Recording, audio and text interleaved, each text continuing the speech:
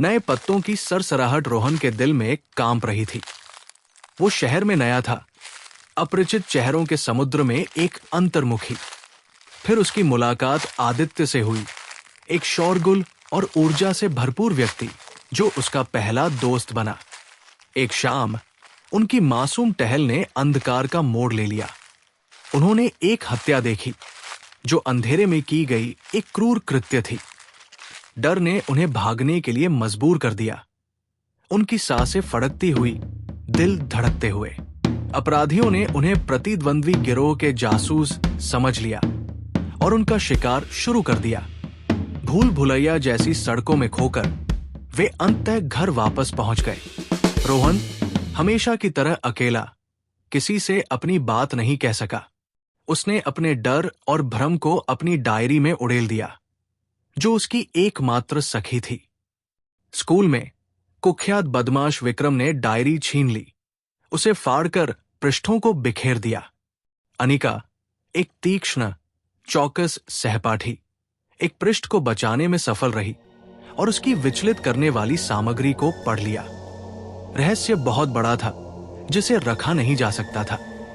जल्द ही पूरे स्कूल को हत्या के बारे में पता चला और खबर हत्यारों तक भी पहुंची।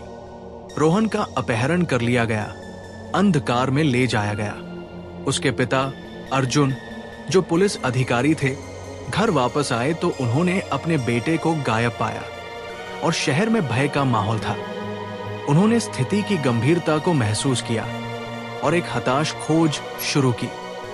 इस बीच प्रतिद्वंद्वी गिरोह ने भी अपनी प्रभुत्व स्थापित करने का मौका देखा और वे भी संघर्ष में शामिल हो गए। आदित्य चिंता से भरा हुआ ध्रुव से मदद मांगने गया, जो एक शांत, चौकस छात्र था और उसकी बुद्धिमत्ता के लिए जाना जाता था। ध्रुव अपने आप में एक मास्टरमाइंड मदद करने के लिए सहमत हुआ। उसने जानकारी के बिखरे हुए धागों को बुनने की कोशिश की, एक पैटर्न की तलाश की।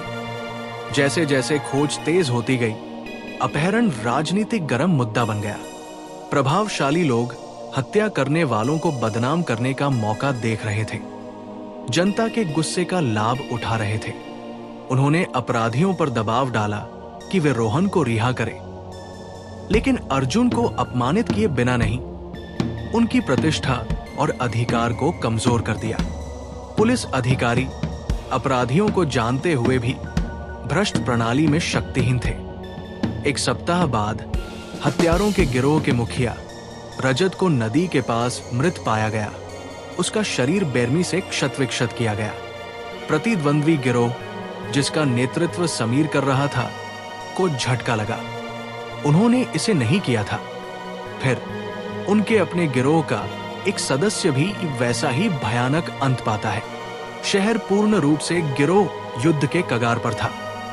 राजनेता कथा को नियंत्रित करने के उत्सुक आगे बढ़े, हिंसा को शांत करने का दिखावा करते हुए।